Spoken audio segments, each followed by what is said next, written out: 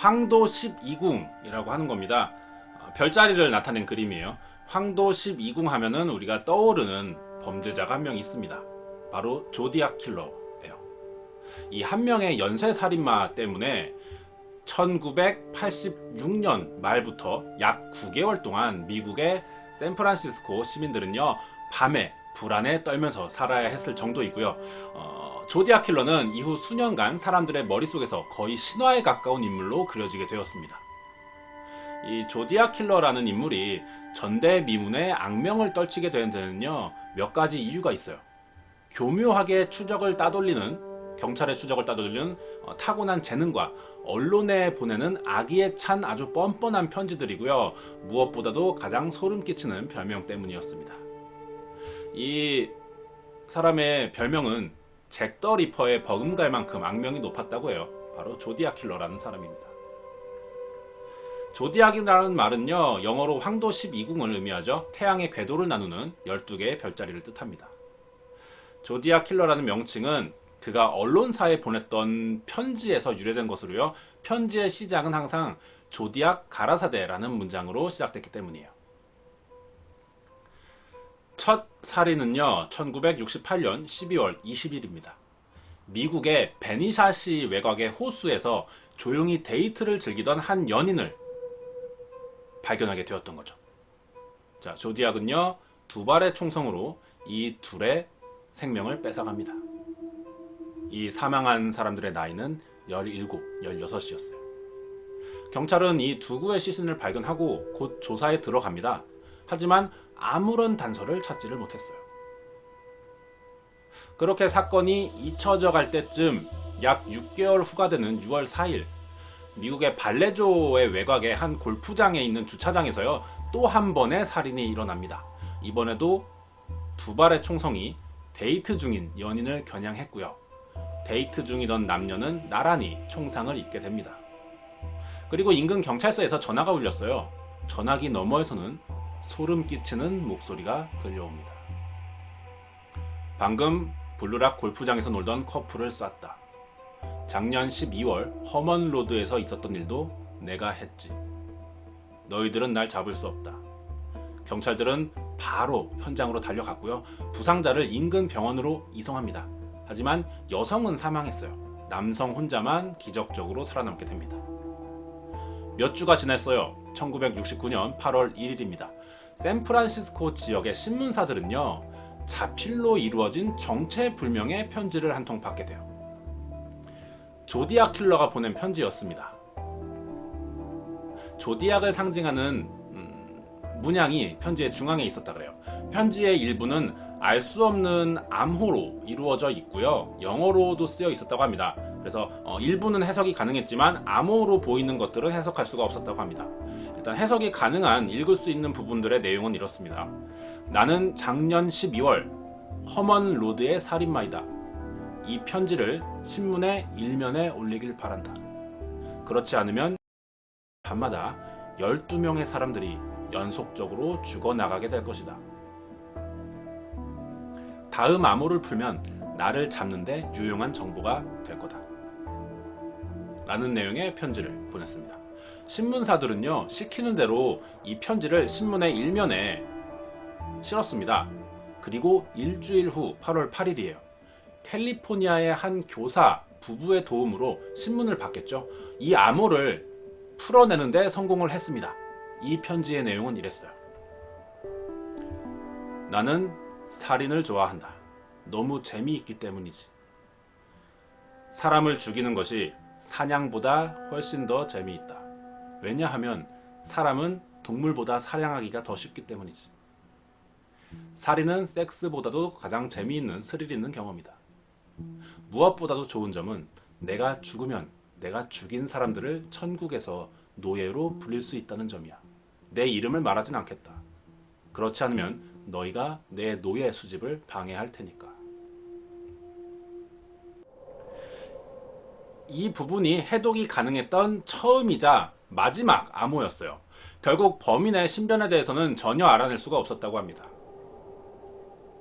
암호가 밝혀지기 하루 전 8월 7일 샌프란시스코의 한 신문사로 또 한 장의 편지가 도착했어요. 이번엔 다른 패턴의 암호가 동봉되어 있었고요. 편지에 알아볼 수 있는 내용이라고는 조디악이 말씀하신다 라고 시작되는 영어로 써있는 문장뿐이었습니다. 이것을 시작으로 이 살인마의 이름이 조디악 킬러로 불려지게 됩니다.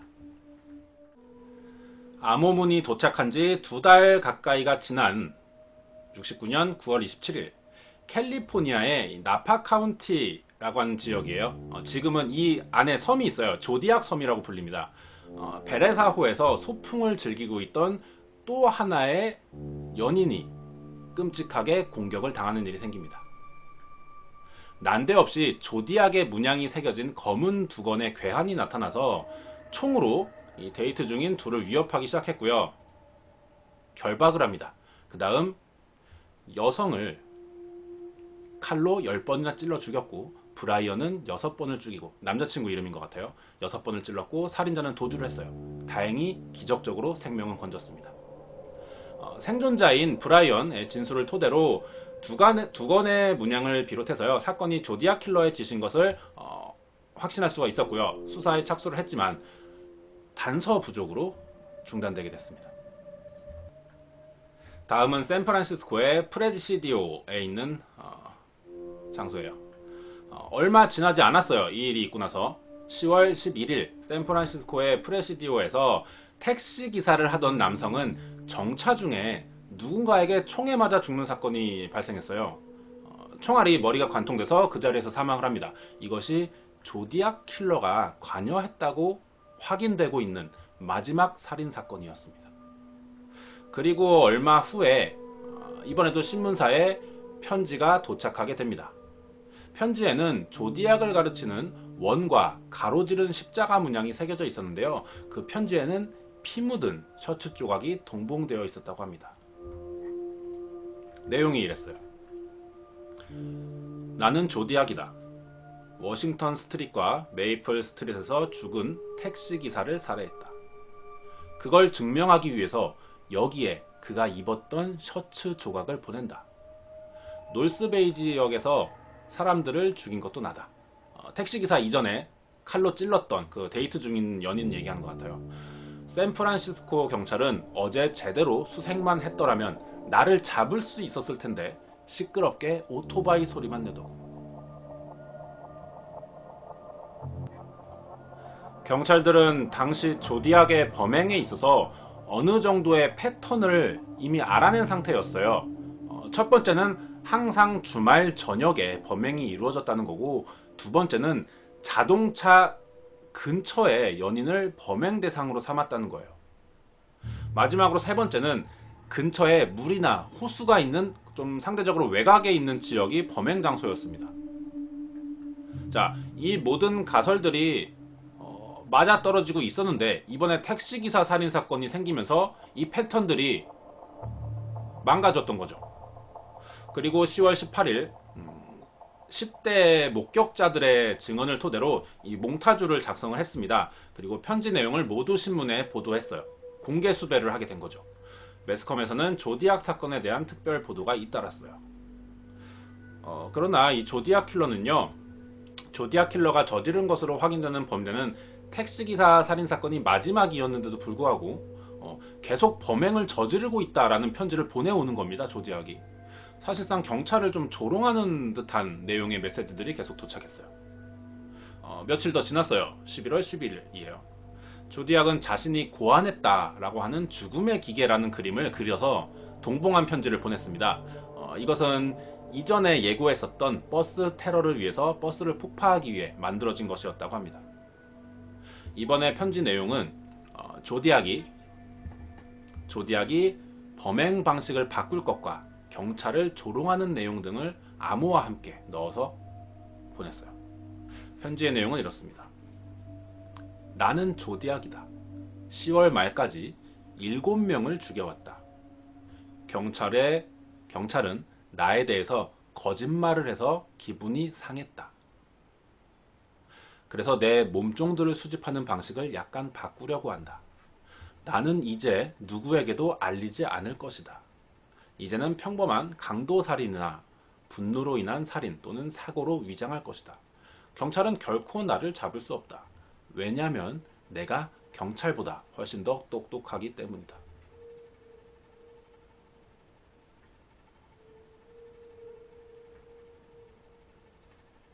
나는 살인을 할 때만 그 그림처럼 생겼다. 이 사진을 말하는 것 같아요. 보통 때의 나는 전혀 다르다. 그리고 내가 언제 살인할지를 말하지 않을 것이다. 아직까지 나는 지문을 전혀 남기지 않았다. 경찰의 말대로 비닐 장갑을 쓴 게 아니라 내 손가락 끝에 모두 비행기 시멘트로 2번 코팅했기 때문에 나는 지문을 남길 수 없다. 내 살인 무기는 국외에서 산 것 하나 빼고는 모두 우편으로 배송된 것이고 사용 금지되기 전에 산 것들이다. 따라서 경찰이 무기로 범인을 잡으려는 것은 포기해야 할 것이다. 라는 내용이었습니다. 밑에 추신을 더 달았어요. 내가 택시에서 도망간 후 2명의 경찰이 바보짓을 했다. 내가 공원 쪽으로 걸어 내려가고 있을 때 경찰이 나를 보고 수상한 자를 봤는지를 묻길래 내가 총을 흔들면서 달려가는 남자를 봤다고 말했다. 경찰이 쏜살같이 달려가더군. 내가 말했던 식으로 버스를 탈 것이고 생각한다면 머리에 총알을 맞아도 쌀 것이다. 죽음의 기계는 이미 만들었다. 사진을 보내겠지만 경찰들이 또다시 그것을 물고 늘어질 것 같다. 하지만 이 기계의 가장 좋은 점은 어디서든 아무런 의심을 받지 않고 구입할 수 있는 물건들로만 만들어졌다는 것이다. 이 기계가 눈에 띄는 곳에 놓여 있을지 우리 집 지하실에 있는지는 아무도 모를 것이다. 당신들은 이 기계를 찾을 수 있을 만큼의 경찰력이 없는 듯하다. 이것은 위치를 바꿀 수도 없고 버스의 스케줄도 바꿀 수 없을 것이다. 재미있게 풀어봐라 라면서 암호로 된 문장을 동봉했습니다. 하지만 나를 겁주려고 하는 것은 통하지 않을 것이다 라는 말로 끝났어요. 자, 버스를 테러하겠다라는 예고가 담긴 편지였어요. 다행히도 그런데 셔틀버스 테러는 일어나지가 않았습니다. 이후에 조디악 킬러로 추정되는 범행은 중단됐어요. 아직까지. 하지만 범인은 검거되지 않고 있습니다. 자, 그리고 세월이 많이 흘러서 2011년이 됩니다. 7월에 한 교사가 조디악이 남긴 이 암호를 풀어냈다라는 주장을 했습니다. 해독된 암호에는 살인, 스스로, 의사, 도움, 나, 너무 많은, 사람들, 살해, 멈춤, 불가능과 같은 단어가 불규칙하게 나열되어 있었고요. 마지막에는 내 이름, 리, 알렌이라는 말이 적혀 있었습니다. 내 이름은 리 알렌이다 가 되지 않을까요?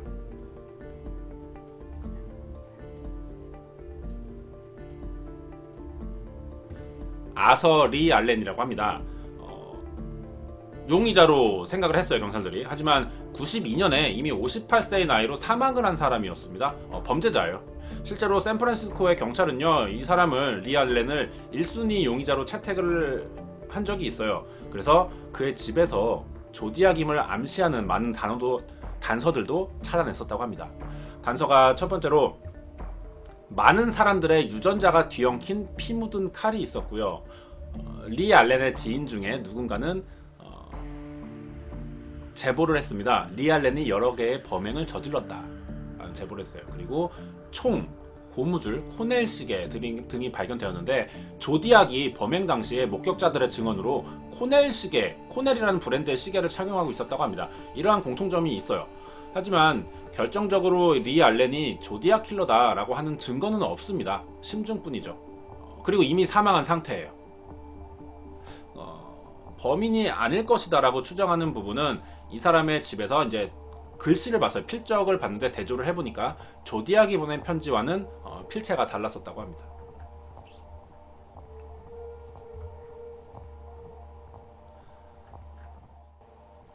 마지막으로 데니스 카프만이라고 하는 사람이 있는데요. 미국의 CBS 방송에 제보를 해서 자신의 의붓 아버지가 조디악 킬러다.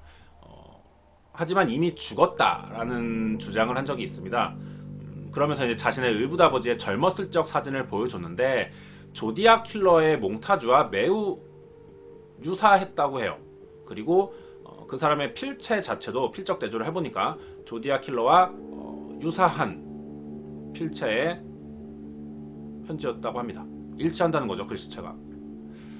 게다가 유품 중에 이제 피가 많이 묻어있던 식칼을 발견한 적이 있고요. 그리고 현상하지 않은 필름이 있었는데 끔찍한 사건들이 좀 많았다고 합니다. 그런 사진들이 담겨 있었다고 해요. 그 중에 살해된 피해자로 보이는 사람들의 사진들도 있었다고 해요. 좀 유력해 보이죠.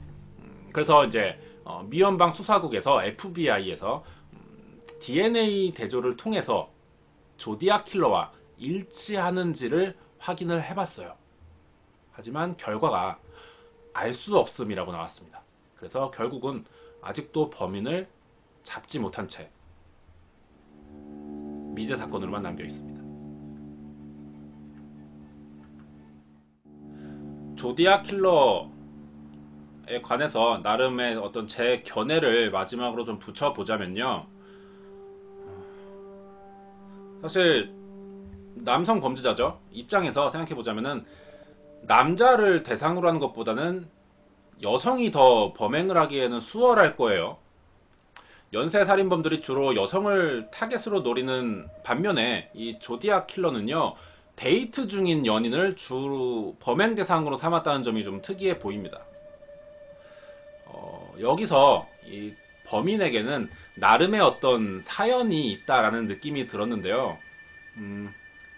프로파일링의 기초가 되는 어떤 내가 범인의 입장에서 생각해본다 라는 접근을 해봤을 때 생각을 해보자면은 조디악은 이전에 가까운 여성으로부터 피해를 받은 적이 있었을 것으로 생각이 됩니다. 어떤 뭐 여자친구나 연인에게 배신을 당했거나 아니면은 본인 자체에 좀 성기능 장애가 있는 사람일 수도 있을 것 같아요. 그래서 데이트 중인 연인에게 적대심을 갖는 이유가 이것이라고 생각이 들어요. 두 번째로는 편지의 내용 부분인데요. 편지의 내용으로 봐서는 상당히 좀 자신감이 넘쳐 보이는 사람으로 느껴져요. 그 편지의 내용들 중에 경찰을 조롱하거나 좀 경찰과 경쟁하고 있다, 나를 잡아봐라, 하지만 잡지 못할 것이다 라고 말하는 듯한 느낌을 많이 받았는데요. 뭐 편지 내용들이 이런 거였죠. 경찰은 제대로 수색만 했다면 나를 잡을 수 있었을 텐데 시끄럽게 오토바이 소리만 내더군. 경찰관들도 솜씨가 괜찮지만 훨씬 내가 더 영리하다. 내가 그들보다 훨씬 똑똑하기 때문이다. 경찰들이 나를 보고 수상한 자를 봤는지를 묻길래 내가 총을 흔들면서 달려가는 남자를 봤다고 말했다. 죽음의 기계는 이미 만들었다. 이 기계의 가장 좋은 점은 어디서든 아무런 의심을 받지 않고 구입할 수 있는 물건들로만 만들었다. 이런 부분들인데 경찰의 수사 내용이나 어떤 실제 경찰을 만났지만 따돌린 점, 이런 것들을 분명하게 짚어주고 있어요. 상당히 자신에게 어떤 자신감이 있는 사람이고 이걸 또 과시하고 싶어합니다. 드러내고 싶어해요. 자신을 과시하는 사람이다 라는 걸로 봐서는 자존심이 좀 높은 인물로 생각이 들고요. 어느 정도의 좀 고위직에 있지 않나, 고위직 인물이었을 가능성도 있고, 하지만 어떠한 문제로 불명예 퇴직을 했을 거라고 생각이 들어요. 왜냐하면 연쇄살인범들에게서 빠질 수 없는 문제가 있습니다. 성 문제였을 겁니다. 이게 원인으로 불명예 퇴직을 한 이전에 고위층에 있던 인물이지 않을까 싶어요. 그리고 경찰과 경쟁하는 것으로 봐서는요, 경찰 쪽에서 어느 정도 위치에 있던 사람이며 성 문제로 불명예 퇴직했을 가능성으로 접근해 볼 수도 있을 것 같아요. 조디악이 스스로가 과연 아주 이 성 문제, 이거 어떤 건지는 모르겠습니다만 이러한 계통의 문제에 자기의 자존심의 상처를 좀 받았다. 그리고 그것이 원인이 되는 인물에게 일종의 화풀이 내지는 언제든지 너에게 보복할 수 있다 라는 표현을 하는 식의 범행을 했었다라고 보여집니다. 조디악 킬러에 관한 이야기는 여기까지이고요. 여러분들의 생각이 저와는 좀 다를 수가 있을 것 같아요. 여러분들도 얼마든지 자신만의 추리를 하셨을 거라는 생각이 들고요. 저보다 더 조디악에 대해 더 많이 알고 계신 분들도 지금 많습니다. 현재 인터넷에서요, 조디악 킬러를 검색하면요, 아주 많은 게시물들이 올라와 있기 때문에 검색을 통해서 조금 더 자세한 내용을 확인하시면 되겠습니다. 47년이나 지난 사건이에요. 이 이후에 더 이상 밝혀진 부분은 없고요. 아직 용의자로 추정되는 인물도 확실하지 않은 상태입니다.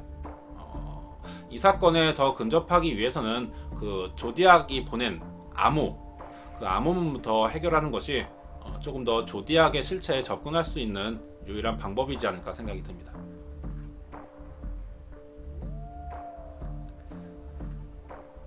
자, 이 사건은요, 1968년 미국에서 있었던 조디악 킬러 사건이었습니다.